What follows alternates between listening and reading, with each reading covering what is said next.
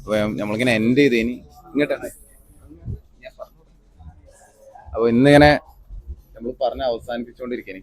പെട്ടെന്ന് ബ്രോന്റെ പേരെന്തേ? പേരെന്തേനു? യൂനിസ്. അപ്പൊ യൂനിസ് പെട്ടെന്ന് വന്ന്, അപ്പോ നമ്മളിങ്ങനെ കമ്മ്യൂണിറ്റിനെ കുറിച്ച് പെട്ടെന്ന് വന്നിട്ട് അറിയുന്ന ആരെയുണ്ടോ ചോദിച്ചു. അപ്പൊ ഞാൻ നേരെ നമ്മൾ പരിചയപ്പെട്ട് എത്തി. പക്ഷെ ആള് സീനാണ്. അപ്പോ ബ്രോ എന്താ ചെയ്യുന്നത്? ജസ്റ്റ് ഒന്ന് പറയാൻ പറ്റുമോ? ഹലോ, ഞാൻ ആർട്ടിസ്റ്റ് ആണ്. വീഡിയോഗ്രാഫർ, ഗ്രാഫിക് ഡിസൈനർ, ഇല്ലുസ്ട്രേഷൻസ്, പിന്നെ കുറച്ച് ആനിമേഷൻ ചെയ്യും. ഇഷ്ടമുള്ളതൊക്കെ ഇങ്ങനെ ചെയ്ത് ഇങ്ങനെ ജീവിച്ചു പോകുന്നു.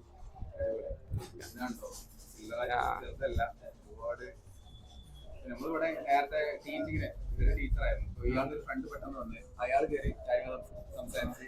അപ്പോ സംസാരിച്ച കാര്യങ്ങൾ പറഞ്ഞു, അതായത് ടീച്ചിങ്ങിന്റെ കുറെ പ്രശ്നങ്ങൾ കാര്യങ്ങളൊക്കെ. അപ്പോ ഞാൻ എല്ലാവരും ഇന്നിപ്പോ ബീച്ചിന് കുറെ ആൾക്കാരോട് ചോദിച്ച കാര്യമാണ്. അപ്പോ ജീവിതത്തിൽ ഏറ്റവും ഇഷ്ടപ്പെട്ടു, ഭയങ്കര ടയർഡൊക്കെ ആവും, ജീവിതത്തിൽ ഏറ്റവും ഇഷ്ടപ്പെട്ട് ചെയ്യുന്ന കാര്യമല്ല, ഇഷ്ടപ്പെട്ട കാര്യം എന്താണ് ചെയ്യാൻ ഭയങ്കര ഹാപ്പി ആയിട്ട് ഇരിക്കാൻ വേണ്ടി?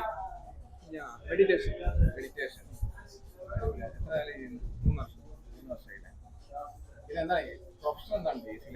പ്രൊഫഷനായിട്ട് ഞാൻ അങ്ങനെ കാണുന്നില്ല. ഇഷ്ടമുള്ളത് എൻ്റെ മൈൻഡിൽ പെട്ടെന്ന് തോന്നും ഒരു കാര്യം ചെയ്യണം. അത് അപ്പൊ എങ്ങനെയെങ്കിലൊക്കെ ചെയ്യാൻ നോക്കും. അപ്പൊ ആ ഫ്ലോയിൽ ഇങ്ങനെ പോകും. അതാണ്. അപ്പൊ അതിന് കുറെ ആൾക്കാർ ആർട്ടിസ്റ്റ് എന്ന് പറയും. പക്ഷെ അങ്ങനെ ലേബിൾ ചെയ്യാൻ നിൽക്കുന്നില്ല. കാരണം കാറ്റഗറൈസ് ചെയ്യാൻ പറ്റുന്നില്ല. കുറെ കാര്യങ്ങൾ ചെയ്യുന്നുണ്ട്.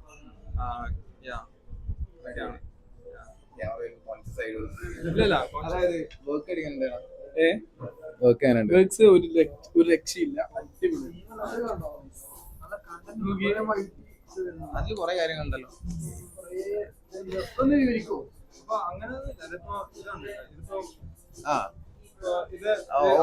ചെയ്തോണ്ടിരിക്കാണ്.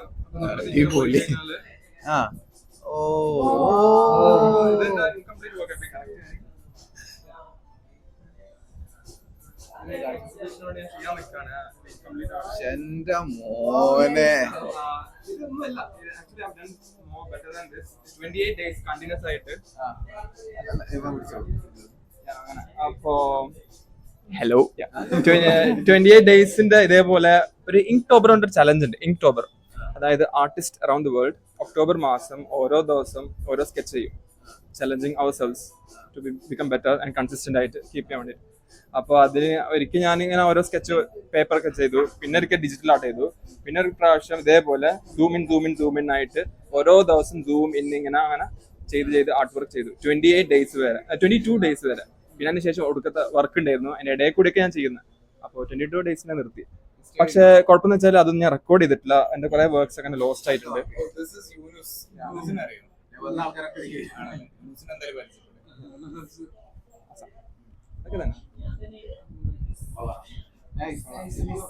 Thank you. Thank you. Okay, I'll show you something more interesting. Okay. ഇതൊരു വൻ ആർട്ടിസ്റ്റിനെ ക്യൂബിനായിട്ട് ചെയ്തതാണ്. Seven wonders of the world ഉണ്ടല്ലോ. അപ്പം 7 wonders of the world we can actually see.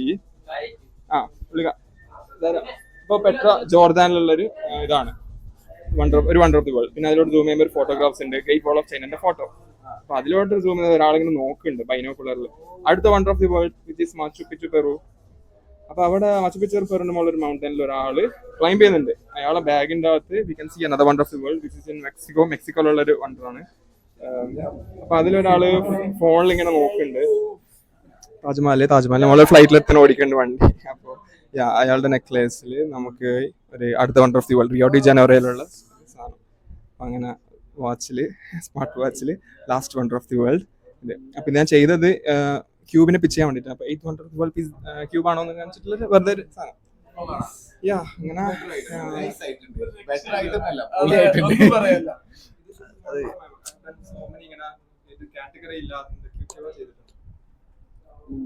അല്ല ഞാന് എനിക്ക് ഈ അതായത് ഞാൻ കിക്ക് അടിച്ച്, അതായത് കോഫിന്റെ കിക്കില്ല ഞാൻ അത് കഴിഞ്ഞിട്ട് വേറെ സാധനം കിട്ടി. എനിക്ക് ഒരു ഹൈപ്പ് കയറാന്ന് പറയല്ലോ. പിന്നെ ഈ എന്റെ സങ്കടം ഇത് തീർന്നു പോയാൽ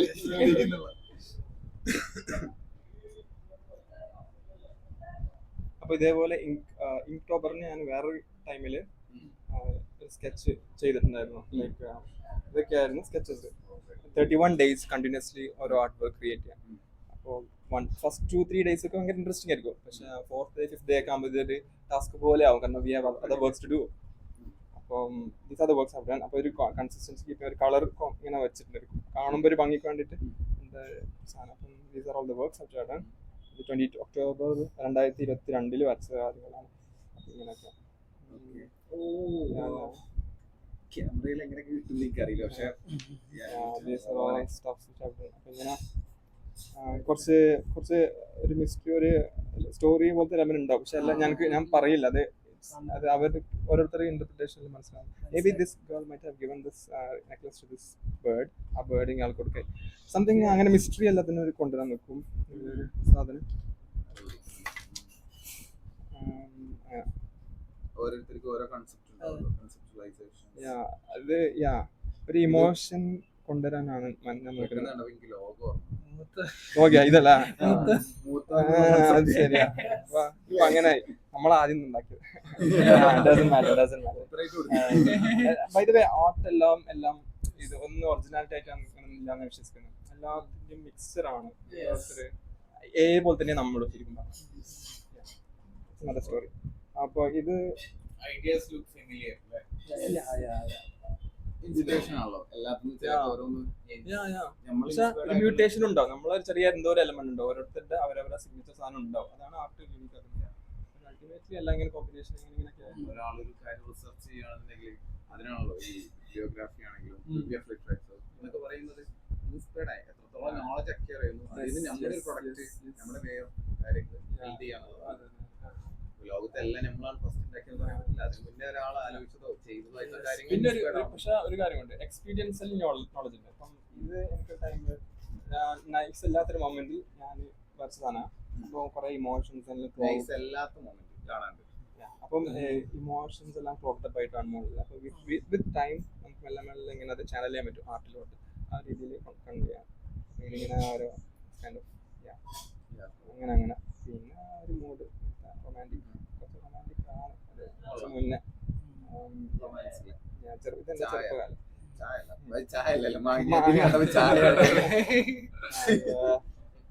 അങ്ങനെ. അപ്പോൾ ഇത് book 3 Friends and a Dog എന്നുള്ള ബുക്ക്. ഈ ബുക്കിൻ്റെ അകത്തുള്ള കഥയായിരിക്കാം. Maybe they might have trapped എവിടെയോ ഒരു ഐസിൽ. ഐഡിയ കൺവേയിലാണ് എൻ്റെ നാട്ടിൽ. അപ്പോൾ ഇത് ഏലിയൻ വന്നിരിക്കും. അപ്പം ഡെസേർട്ടിൽ ഇങ്ങനെ സം റാൻഡം ഐഡിയ. കാരണം അധികം ചിന്തിക്കാൻ പറ്റില്ല. ഓരോ ദിവസം അങ്ങനെയൊന്നും എനിക്കറിയില്ല. ലേബിൾ ചെയ്യലേ ഞാൻ വലിയ ഇതല്ല. കാരണം ആർട്ട് ലേബിൾ ചെയ്യാൻ വെച്ചാൽ ലിമിറ്റ് ചെയ്യലാണ്. ഇങ്ങനെയാണ് അങ്ങനെയൊന്നുമില്ല. ചിലപ്പോൾ ഒന്നും ഇല്ലാതെ ആവായിരിക്കാം. Basically digital ആർട്ടാണ്. പിന്നെ ശരിക്കും ഞാന് ആർട്ടില് ഞാൻ ഭയങ്കര വീക്കാണ്.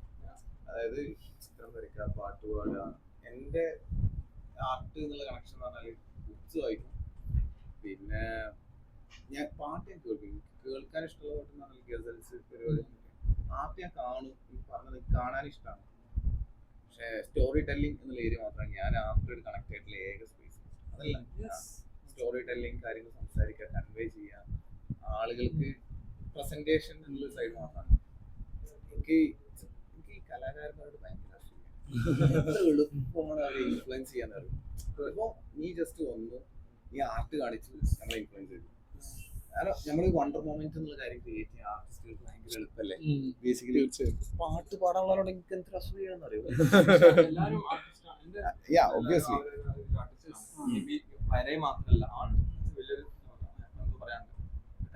ഓക്കെ. അതായത് ഇപ്പൊ എനിക്ക് പറഞ്ഞ ഡാൻസ് താളബോധം എന്നുള്ളൊരു കാര്യം ഉണ്ടാവുമല്ലോ, താളം. അപ്പൊ ഞാൻ പാട്ട് പാടുകയാണെങ്കിൽ 5 ആൾക്കാർ പാടാന്നായിരിക്കും, ഞാൻ 5-1 ഞാനാണെന്ന് വിചാരിക്കാം. എന്റെ സൗണ്ട് വേറെ കേൾക്കും എന്നുള്ളതാണ്. അപ്പൊ പിന്നെ ഈ താളം പിടിക്കാന്നുള്ളത്, ഇപ്പൊ ഞാൻ നടന്നു പിശായിട്ട് പറഞ്ഞ സാധനമുണ്ട് പണ്ട്. ഏതോ നടന്നു പോകുമ്പോ റിംഗ് ടൂൺ കേട്ട നടത്തത്തിന്റെ താളം തെറ്റുന്നുള്ള ആ ഒരു വൈബിലുള്ള ഒരാളാണ്. പക്ഷെ ഈ സ്റ്റോറി ടെല്ലിങ് കാര്യങ്ങളൊക്കെ ഓക്കെയാണ്. പക്ഷെ ഇപ്പൊ നീ ഒന്ന് ജസ്റ്റ് കാര്യങ്ങൾ പറഞ്ഞു, ഭയങ്കരമായിട്ട് നമ്മളെ ഇൻഫ്ലുവൻസ് ചെയ്തു, വണ്ടർ മൊമെന്റ് ക്രിയേറ്റ് ചെയ്യാൻ ഭയങ്കര. പക്ഷെ എല്ലാത്തിനും ഓരോരുത്തർക്ക് ഒരു പവർ ഏരിയ ഉണ്ടാവും, സ്ട്രോങ് ഏരിയ ഉണ്ടാവും. എന്തായാലും that's അതൊക്കെ nice. റിവീൽ ചെയ്യണമെങ്കിൽ എന്താ ചെയ്യാം? ഓരോരുത്തർക്ക് ആ ഏരിയ അവർ അറിയണ്ടാവില്ല ചെയ്തുകൊണ്ടിരിക്കുക, how do they know അതുണ്ട് എന്നുള്ളത്. മോർ മിസ്റ്റേക്സ് ചെയ്യുക, ചെയ്തിട്ട് തെറ്റുക. എറേഴ്സ് കൂടുതൽ ഉണ്ടാവും തോറും നമ്മുടെ വേ കറക്റ്റ് ആവുന്നുള്ളതാണ്. എന്താ വെച്ചാൽ 100 കാര്യം ചെയ്യുമ്പോൾ 98 തെറ്റിയെന്നായിരിക്കാം. അപ്പോൾ 98 നമ്മുടെ പാത്തല്ല എന്നുള്ളത് മനസ്സിലായി. അപ്പോൾ ബാക്കി 2 നമ്മൾ പാത്ത്. അപ്പോൾ ഞാൻ പാട്ട് സ്റ്റേജിൽ, ദാറ്റ് മീൻസ് എനിക്ക് വോയിസ് ക്ലിയർ അല്ല വിചാരിച്ചിട്ട് ഞാൻ സ്റ്റേജിൽ കയറി പാട്ടൊക്കെ പാടിയിട്ടുണ്ട്. ബാക്കിയുള്ള സൗണ്ട് ശരിയല്ലാത്ത എനിക്ക് പ്രശ്നമല്ലല്ലോ അല്ലേ? ബാക്കി 4 ആൾക്കാർ അല്ല, ബാക്കി 4 ആൾക്കാരുടെ സോങ് കറക്റ്റ് അല്ലാത്ത ഞാനുമായിട്ട് മാച്ച് ചെയ്യുന്നില്ല, അത്രേ ഉള്ളൂ. അതെ, എന്റെ കൂടെയുള്ള 40 ആൾക്കാരെ കാണാനില്ല എന്നുള്ള പറഞ്ഞ പോലെ. അപ്പം ഞാൻ ചെയ്തുകൊണ്ടിരിക്കും, കീപ് ട്രൈങ്. ഞാനിപ്പം സെഷൻസ് എടുക്കാൻ, ഫസ്റ്റ് സെഷനൊക്കെ കയ്യും കാലും വരച്ചിട്ടാണ് ഞാൻ എടുത്തത്. പക്ഷെ ഇപ്പൊ എനിക്കതില്ലാതെ പറ്റില്ല. It's A kind of drag. ഞാൻ എത്രത്തോളം ചെയ്യുന്നു, ഞാൻ പറഞ്ഞില്ലേ, എനിക്കൊരു 40 ആളുകളുള്ള ക്ലാസ്സിൽ ഞാൻ എക്സ്ട്രാട്രിക് ആയിട്ട് എടുക്കുന്ന സമയത്താണ് എൻ്റെ എനർജി ഏറ്റവും കൂടുതൽ കൂടുക. അത് ബ്രോക്ക് ചിത്രം വരയ്ക്കാതിരിക്കാൻ പറ്റും, അല്ലെങ്കിൽ ആർട്ട് ചെയ്യാതെ അല്ലെങ്കിൽ പെയിന്റിങ് ചെയ്യാതിരിക്കാൻ പറ്റത്തില്ല. അപ്പോൾ ഫസ്റ്റ് തന്നെ റിവീൽ ചെയ്തല്ലോ, ചെയ്ത് എറർ ആയി വന്ന് ആളുകൾക്കിടയിൽ അളിഞ്ഞ് തൊലിക്കട്ടി അത്രത്തോളം ബിൽഡ് ചെയ്ത് വന്നല്ലേ നമ്മളൊക്കെ വന്നു. ജീവിതം ആർട്ടാണ്. ഓരോ മൂവ്മെന്റിലും ഞാൻ ചെയ്യുന്നതിലൊക്കെ ചില രീതിയിൽ ആർട്ട് ഉണ്ടാവും. നോട്ട് ജസ്റ്റ് പെൻ വെച്ചിട്ട് വരയ്ക്കുന്ന മാത്രമല്ല, ഓരോ ചെയ്യുന്ന ആക്ഷൻസിലും ഉണ്ടാവും. അതെ, അപ്പൊ അതുപോലെ ഓരോരുത്തർക്ക് അവരുടെ രീതിയിൽ ചിലപ്പോൾ അത് സോഷ്യൽ മീഡിയയിൽ കാണില്ല, അവരവരുടെ പ്രൈവറ്റ് ലൈഫിൽ ഓരോ യുണീക് സാധനങ്ങൾ ഉണ്ടാവും. കമ്മ്യൂണിക്കേഷൻ എന്നുള്ള ആർട്ട് ഉള്ളതുകൊണ്ടല്ലേ ബ്രോയി നമ്മളിപ്പോൾ നടന്നുകൊണ്ടിരിക്കുന്നത്.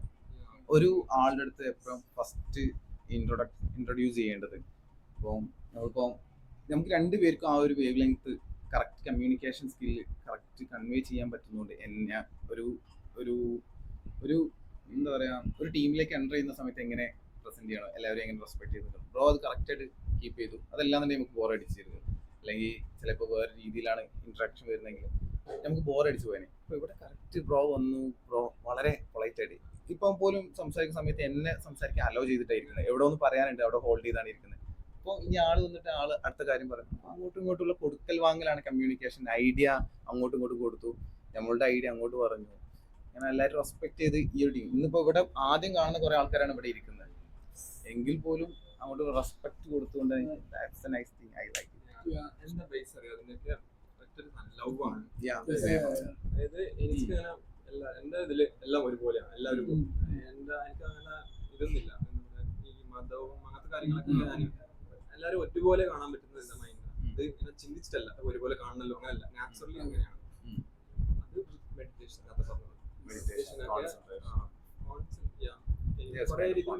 ബേസിക്കലി ഒന്ന് അനങ്ങാതെ ഇരിക്കുക, സോഷ്യൽ മീഡിയയിൽ ഇല്ലാണ്ട് കാര്യങ്ങൾ ഇത് ഒന്നും ചെയ്യാണ്ട് നമ്മളെ തന്നെ സെൽഫ് ഹീലിങ്ങിനെ ഭയങ്കരമായിട്ട് നമ്മളെ ഹെൽപ്പ് ചെയ്യുന്നൊരു കാര്യം. ഇപ്പം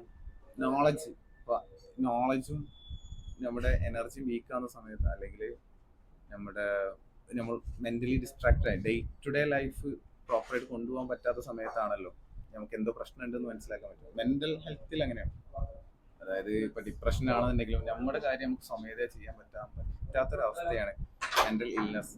ഇപ്പോൾ ഫിസിക്കലി ഇല്ലാവാന്നുണ്ടെങ്കിൽ നമ്മുടെ കയ്യോ കാലോ ഓടിഞ്ഞാൽ നമ്മുടെ കാര്യങ്ങൾ നമുക്ക് പ്രോപ്പറായിട്ട് ചെയ്യാൻ പറ്റില്ല. അപ്പോൾ നമ്മൾ എന്തോ പ്രശ്നമുണ്ട് ശരീരത്തിന്. ഇപ്പോൾ ടോയ്ലറ്റിൽ കറക്റ്റ് പോകാൻ കഴിയില്ല കാലൊടിഞ്ഞാൽ, അപ്പോൾ എന്തോ ഒരു പ്രശ്നം അവിടെ ഉണ്ട്. അതുപോലെ മെന്റലി നമ്മുടെ വർക്ക് നമുക്ക് പ്രോപ്പർ ചെയ്യാൻ പറ്റുന്നില്ല എന്നുണ്ടെങ്കിൽ നമ്മുടെ മൈൻഡിന് എന്തോ ഒരു പ്രശ്നമുണ്ട്. അപ്പോൾ അതാണ് ഡേ ടു ഡേ ലൈഫ് പ്രോപ്പറായിട്ട് ചെയ്യാൻ പറ്റുന്നില്ല. അപ്പോൾ അതിനെ പ്രോപ്പറായിട്ട് ചെയ്യാൻ, മെന്റലി നമുക്കൊരു കാര്യങ്ങൾ പ്രോപ്പറായിട്ട് ചെയ്യാൻ നമ്മളെ സഹായിക്കുന്ന കാര്യങ്ങളാണ് മെഡിറ്റേഷൻ. അതായത് ബോഡിക്ക് വർക്കൗട്ട് ചെയ്യുന്ന പോലെ അത് മനസ്സ് ഓക്കെയാണ്, പക്ഷെ നമ്മുടെ മൈൻഡിനെ ട്രെയിൻ ചെയ്യാണ്. മൈൻഡിനെ പവർഫുൾ, ബോഡി ബിൽഡിങ് ചെയ്യും, മൈൻഡ് ബിൽഡിങ് എന്നുള്ളൊരു കാര്യമാണ് അവിടെ ചെയ്തുകൊണ്ടിരിക്കുന്നത്.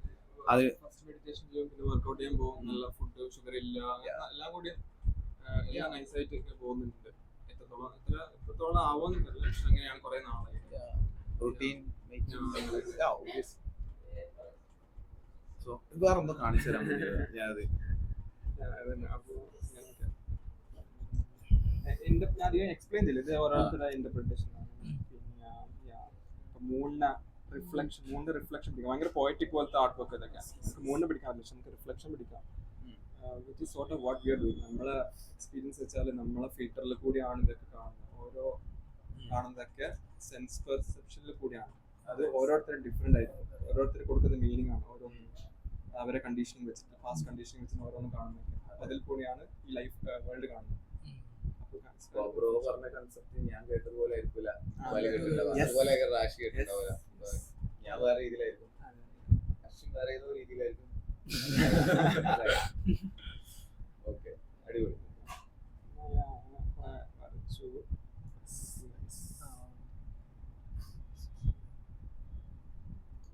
കൊള്ളാം. ഇത് ഒരു ഫോട്ടോഗ്രാഫ് നോക്കി വരച്ചതാണ്. പിന്നെ ഓ, പൊളി. അപ്പോ ഇതെന്ന് പറയുമ്പോൾ ഓക്കേ.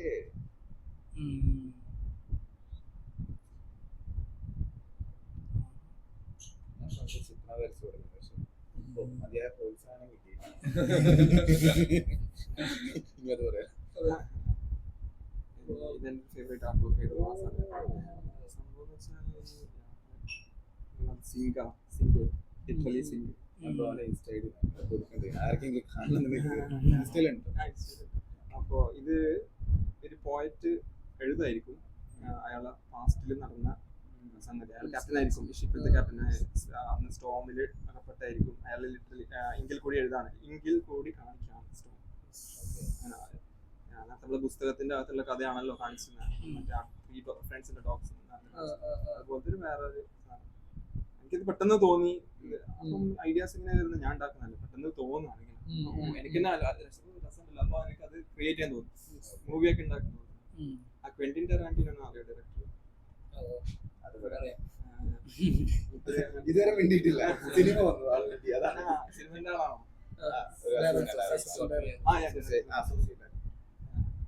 ഐഡിയ നമുക്ക് പറഞ്ഞിട്ടുണ്ടായിരുന്നില്ല. ഐഡിയ നിങ്ങൾ തന്നെ ഉണ്ടാക്കണം. ഒരു സാധനം നമുക്ക് എല്ലാവരും കാണണമെങ്കിൽ ഉണ്ടാക്കണല്ലോ, വെറുതെ അവിടെ വെച്ച് പറ്റില്ലല്ലോ.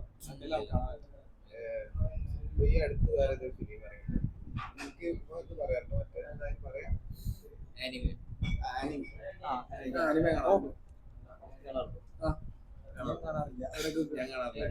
ഞാൻ ഇടയ്ക്ക് കളിയാക്കിയായിരുന്നു. ഒരു കാർട്ടൂൺ അല്ലേ എന്ന് പറഞ്ഞിട്ട്. അപ്പൊ ഞാൻ പണ്ട് കാണാറുണ്ടായിരുന്നു, മറ്റേ ഡ്രാഗൺ ബോൾസ് ഒക്കെ കാണാറുണ്ടായിരുന്നു. അതൊരു അനിമയായിരുന്നു, പിന്നെ മനസ്സിലായി. അപ്പോ പക്ഷെ അതിന് വലിയൊരു ഫാൻസ് ഉണ്ട് എന്നുള്ള ഈ അടുത്ത മനസ്സിലായത്. അപ്പൊ എന്നിട്ട് ഞാൻ ഇവനെ ഇതാക്കാൻ വേണ്ടി കളിയാക്കിയത് എനിക്ക്. പക്ഷെ എന്നിട്ട് അതിന്റെ കുറെ റീൽസ് ഒക്കെ അയച്ചു.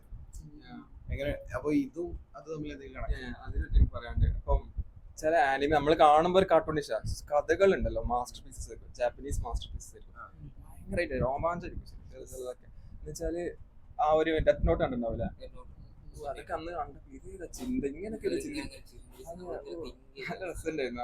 പക്ഷെ അത് പൊട്ടുന്ന ആൾ കാണുമ്പോൾ ഒരു കാർട്ടൂണിഷ് വരച്ചൊക്കെ, പക്ഷെ അതിന്റെ അകത്ത് സ്റ്റോറിയിൽ സെയിം ലൈക്ക് നമ്മൾ റീഡ് ചെയ്യുമ്പോൾ കഥ വായിക്കുമ്പോൾ വായിക്കില്ലല്ല, വേർഡ്സ് ഇല്ല, ബട്ട് അൾട്ടിമേറ്റ്ലി നമ്മൾ ചിന്തിക്കല്ലേ. അതുപോലത്തെ രീതി വേറൊരു സംഗതിയാണ്. ഈവൻ ദോ ഇറ്റ്സ് കാർട്ടൂണിഷ് ആയിട്ട് കളറൊക്കെ കൊടുത്ത് ആര് വരച്ചാണെങ്കിൽ പോലും അതിൻ്റെ അകത്തിൽ സ്റ്റോറിയിൽ നമ്മൾ എൻഗേജ് ആകുമ്പോൾ നമ്മൾ അതിൽ ഭയങ്കര ഇഷ്ടപ്പെടും. ഇപ്പൊ മൂവി ആണെങ്കിൽ പോലും മൂവി എന്താ അഭിനയിക്കുകയാണല്ലോ, പക്ഷെ നമ്മൾ അതിൽ സ്റ്റോറിയിലാണല്ലോ എൻഗേജ് ആവുന്നത്. അതിൽ വേറെ കൈൻഡ് ഓഫ് എന്താ വെച്ചാല് ഞാനിപ്പോ ഈ രണ്ട് പാർട്ടിലുള്ള ആൾക്കാരെ ഇതിന്റെ അനിമ ഞാൻ കണ്ടിട്ടുണ്ട്, കുറച്ച് കണ്ടിട്ടുണ്ട്, പക്ഷെ മുഴുവനായിട്ട് ഞാൻ കണ്ടിട്ടില്ല. പിന്നെ ഈ പുതിയ വരുന്ന അനിമേസ് ഞാൻ കണ്ടിട്ടുമില്ല. അപ്പോ എൻ്റെ ഉള്ളില് ഇത് പുറത്തുനിന്ന് ഒരാൾ നോക്കി കാണുന്നത് എങ്ങനെയൊന്നുണ്ട്, ഇതിൻ്റെ ഉള്ളിലുള്ളവർ കാണുന്നത് എങ്ങനെയൊന്നുണ്ട്. അനിമ എന്ന് പറയുമ്പോൾ അതിൽ നല്ലൊരു കൺസെപ്റ്റ് ഉണ്ട് എന്നുള്ളതും അത് ഡിസ്കസ് ചെയ്യാനും ഇൻസ്പിറേഷണൽ ആയിട്ടുള്ള കാര്യങ്ങളൊക്കെ അവിടെ ഉണ്ട്. പക്ഷേ പുറത്തുനിന്ന് നോക്കുമ്പോൾ ഇപ്പോഴും അതൊരു കാർട്ടൂണില്ല. എത്ര ഇവനെ ദേഷ്യം പിടിപ്പിക്കാനാ ബേസിക്കലി ഞാൻ പറയുന്നത്. പക്ഷെ ഇപ്പൊ അങ്ങനെ അത് അത്രയും കോറാണ്. എന്നിട്ട് എന്നോട് എനിക്ക് റീൽ അയച്ചിരുന്നു, നോക്കുന്നത് എന്നൊക്കെ പറഞ്ഞിട്ട്. അപ്പം രണ്ട് കൺസെപ്റ്റ് അവിടെ ഉണ്ട്. പല ആൾക്കാർ ഇപ്പോഴും കാർട്ടൂണായിട്ട് കാണുന്ന ആൾക്കാർ, പക്ഷെ ഇറ്റ്സ് ബേസിക്കലി അതാണ് അനിമ എന്നുള്ളതും ആ ഒരു ബേസ്ഡ് ആണ്. പക്ഷെ അതിന്റെ ഒരു കോർ അതിലെ കണ്ടന്റ് വെച്ചിട്ടാണ് അത് ഏറ്റവും ബ്യൂട്ടിഫുൾ ആയിട്ട് അല്ലേ. ഓക്കെ, അടുത്ത പിന്നെ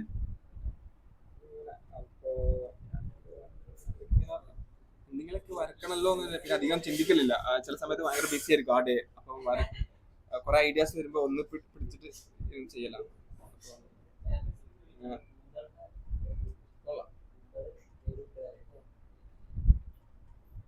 പിന്നെ ഞാൻ എന്നെ തന്നെ ഒരു പഠിക്കാൻ നോക്കും, ഇങ്ങനത്തെ എക്സ്പെരിമെന്റ് ചെയ്യാൻ. ചെറിയ കുട്ടിയുടെ ലോകമാണ് I love my big world. അവിടെ ചുമരിലൊക്കെ ഓരോ ഒട്ടിച്ചൊട്ടിച്ചുണ്ടാക്കി ഐഡിയ പെട്ടത് നല്ല രസമായിരുന്നു. പിന്നെ 31st ഡേ ആയി നമ്മളിപ്പം. അപ്പം ഞാൻ കുറച്ചൊരു ഇൻട്രസ്റ്റിംഗ് ആക്കാന്ന് വിചാരിച്ചു. സിൻസ് ഇറ്റ്സ് ലാസ്റ്റ് 31 ഡേയ്സ് ആണ്. ഒക്ടോബർ 31 ഡേയ്സ് ഉണ്ട്. എത്ര ദിവസം ചലഞ്ച് ബേസ് ചെയ്ത് ഇൻസ്റ്റാഗ്രാമിൽ ഇടാനാണ് ഇങ്ക്ടോബർ #ഇങ്ക്ടോബർ.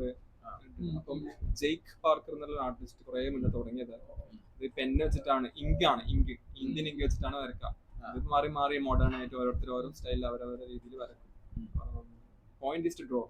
അത് ഓവറാക്കിയിട്ട് വരക്കലല്ല, draw something even though it's ഭയങ്കര എന്താണെങ്കിലും വരക്കാന്നാണ്. കൺസിസ്റ്റൻസി പഠിപ്പിക്കാനാണ് കൂടിയാണ്. അങ്ങനെ പോയൊരു കാര്യമാണ്. അപ്പോ ഇത് കഴിഞ്ഞിട്ടില്ല. 31st ഡേ ആയതുകൊണ്ട് മാജിക് മഷ്റൂം ആണ് ഇത് പിടിച്ചിരിക്കുന്നത്. മാജിക് മഷ്റൂം അപ്പോൾ മാജിക് മഷ്റൂം പിടിച്ചുകൊണ്ട് ഞാൻ വിചാരിച്ചു മാജിക് മഷ്റൂം വേറെ സാധനമാണല്ലോ. അപ്പം ഇയാള് മാജിക് മഷ്റൂം കഴിക്കാൻ പോകുന്നുണ്ട്. അപ്പോൾ ഞാൻ ആ ദിവസം 31st day 2 art work create ചെയ്തു. അപ്പോൾ magic mushroom before magic mushroom after magic mushroom മോഡാക്കി കളറൊക്കെ ബ്രേക്ക് ചെയ്ത്. ഇറ്റ്സ് ലൈക്ക് ഒരു ആർട്ടാണല്ലേ, ഡിഫറെന്റ് ഡിസ്കഷൻ ആണ്.